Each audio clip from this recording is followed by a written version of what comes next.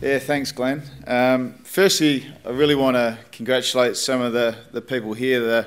To Barbara Box, the Volunteer of the Year. It's fantastic. We really do value that support and congratulations. And I want to really congratulate our life members, David Chura, Neville Jetta and Stanners. I probably, since being here for the last 4 years, I couldn't have met 3 more passionate people about our footy club in all phases. One's a director, one's a player, and one's one of our head trainers. And it really is that connection to a footy club that you really value. And we've got 3 fine ambassadors for that, and well deserved in their life membership, so well done. Before I start, I really firstly want to thank the members and the supporters, to you guys, for what you've actually done for our footy club. As a playing group and a coaching staff and a football department, part of our higher purpose is to bring happiness and fulfilment to you guys. Not only to you guys, but to our families, to each other. And for those last 3 weeks of the season, to see some of the joy on your faces and the satisfaction that you were starting to get from it, the way we played, brought great satisfaction to us. So thank you for that.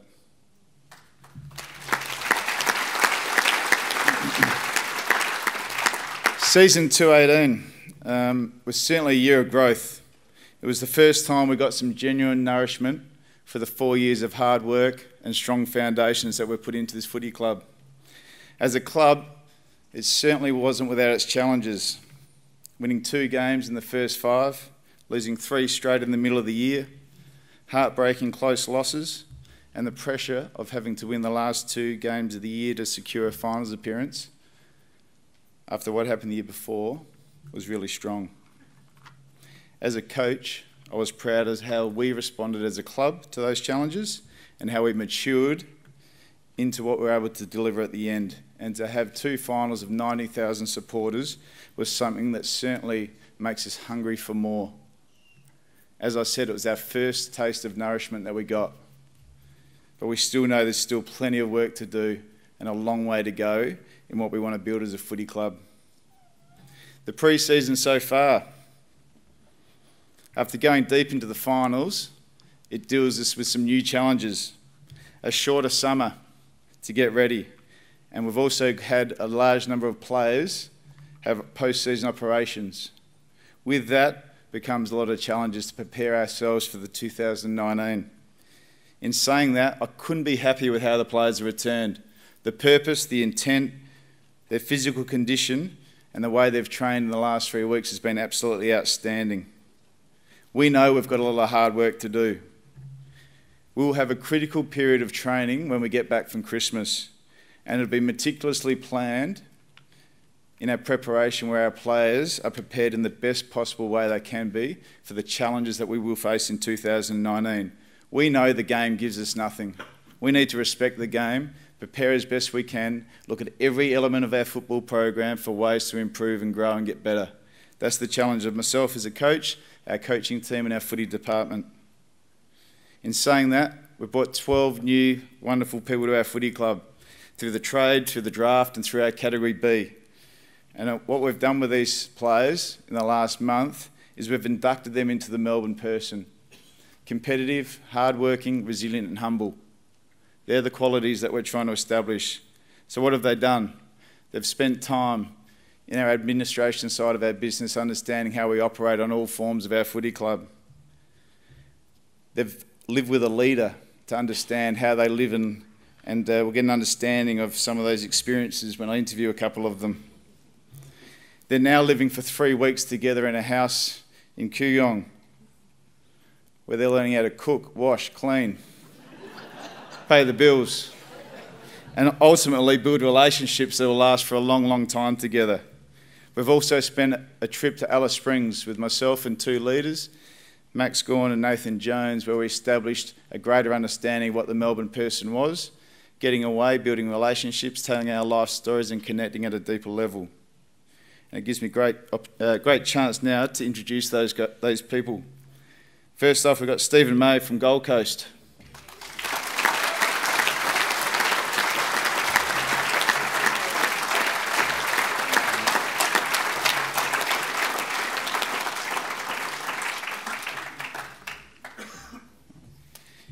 First interview for the night. So you've been here a month. So what are your first impressions of the footy club?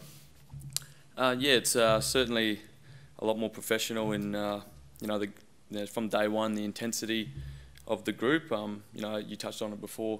Just you guys going into the finals last year, you can see that hunger's there and they want to go further. So just having that opportunity to join and learn, I suppose it's been good to become a student again and learn, get to learn new people and get to learn the game plan. And yeah, I've just been loving it.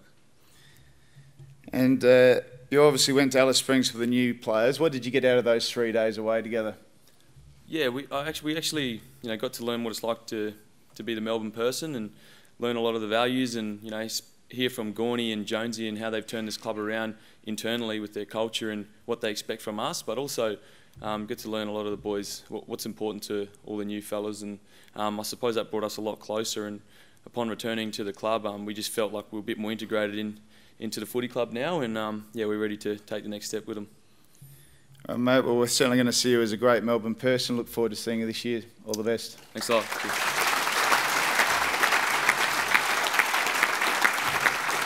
Next player I'm going to introduce you to is, we better make this pretty quick, he's pretty hungry, he's a big man, Braden Bruce.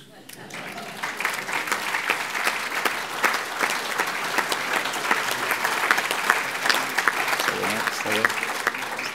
Just stand there, mate. Stand there. Just stand there. Stand.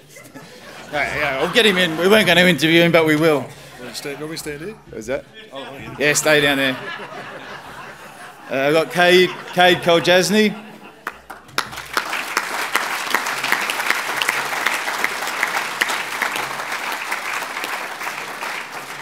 Our first draft pick was a young fella from South Adelaide, Tom Sparrow.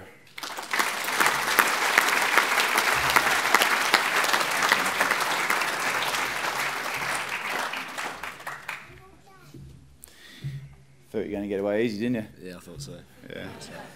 The reason I wanted to get you up to speak to you was a big one. You live with a man that I'm intrigued about, and I want to know how you went. You lived a week with Max Gawn. Yeah. The day I got drafted, got a call from the club that told me I'll be living with Maxie for the first week, which I was pretty excited about. I didn't think that was gonna happen. Went from just playing sandful footy and school footy to living with one of the greatest characters in the AFL. So, I was with him for a week and his partner, just in Bentley. And obviously, you probably know Maxie's a real good character. You get a lot of laughs out of him. So, I really cherished that, and he was showing me around the club and stuff like that, and going out for lunch and things like that. So he was really good. Being one of the leaders of the club was really good for me to just take a spot under his wing and learn from him. So I was really privileged to have that opportunity. And you share a love of music? Yeah, big music fan. Who's got the better tunes, you or Maxie? We don't have similar music tastes, but Maxie loves his music as well. I think his music would be preferred by most people at the club over mine, but I can listen to anything, and his tunes in the car were pretty good. So, now just tell us about the journey. You got drafted on a Friday. Yep. And on Sunday night you land in Melbourne and you're into training. How was that weekend at home? What did you do? How'd you share it with your family and friends? So I don't have Foxtel at home, so just went down to the local pub in Bridgewater, Adelaide Hills, to watch the draft on the TV there. Lucky I got my name called out. Was over the moon. Goody gave me a call, and a lot of the other boys from the club sent me a message, which was really good. That's sort of when I knew I was gonna love it, I think, or the brotherhood and that sort of thing. So Friday name got called out. Went and saw my mates, and just how they reacted was really good. They got around me a fair bit, which I was liking, and they were so proud of me, which is just a bit of a cherry on top there. And then Sunday I was on a plane and landed here in Melbourne, and I was straight into Gorney's house. So and then Monday training started, so we were pretty straight into it.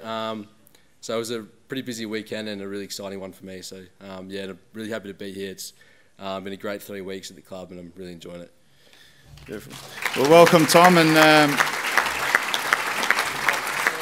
you certainly won't be disappointed how he attacks the footy, that's for sure. We've got James Jordan from the Oakley Chargers.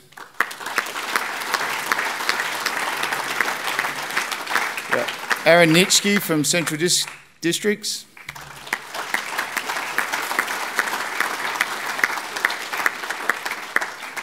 You got Marty Hoare from the Collingwood VFL.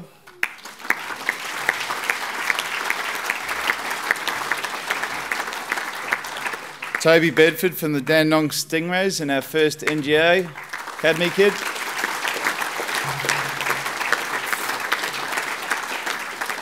The two rookies, Cade Chandler from Nord.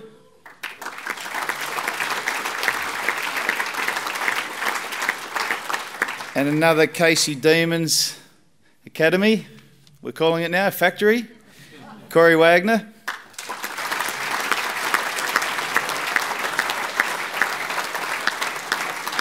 And we've got two Category B rookies, haven't played footy for more than 3 or 4 years. We've got Austin Brakey, who's represented Victoria in basketball.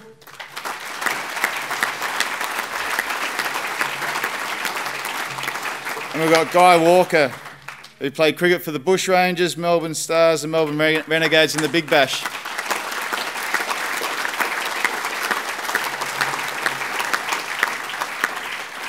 We're also fortunate enough to have our co-captain here, Jack Viney. Up you come.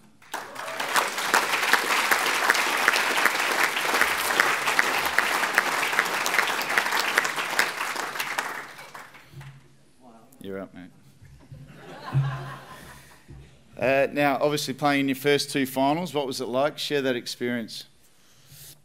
Yeah, it was crazy. I didn't quite know what to expect, walking out onto the MCG. But as soon as we walked out of that race, I heard the MCG shake with excitement and passion, and that's when instantly I just got this this sense of fulfillment.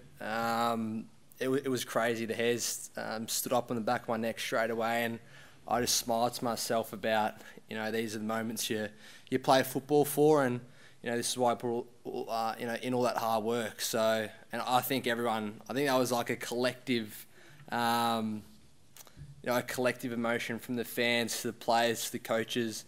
I just felt like we're all ready to, to have a red hot crack. Well, you certainly could have tackled a bit better. Yeah, I was a little bit slow to pick up the cues, mate. So I was behind Gaz a bit, and he had the ball, so I was like, I'll tackle him. You made him down. Good boy. Now, who's impressed you so far in pre-season? What have you liked about the playing group or individuals? What's really impressed you about the group? I was one of those boys you mentioned who had surgery post-season. So I've spent a little bit of time in the rehab group, and I've been impressed with James Harms. I feel like he gained a lot of confidence and self-belief off the back of his season last year. I feel like that he's really taken that into the way he's attacked pre-season and rehab this year. So he's really stood out for me so far. But like you said, we've got a shorter summer. And it's a bit, worried how boys would come back in and the condition they come back in, because we don't have the time to catch it up. But I think it's just meant, everyone comes to training with a real sense of purpose and making the most of every session, because I know that they're limited. So, I'll just reiterate what you said about the intensity of training. I think it's been terrific, and the group's in great shape at the moment. Now, the more important thing everyone wants to know about, how's the wedding preparations going? Yeah, no, they're good, mate. It's just that time of the process where you whip out your credit card for everything. So, not feeling great about myself at the moment, but yeah, there's exciting times coming up. We look forward to a great year from you, Jack. All the best, mate. Welcome our new players to our footy club.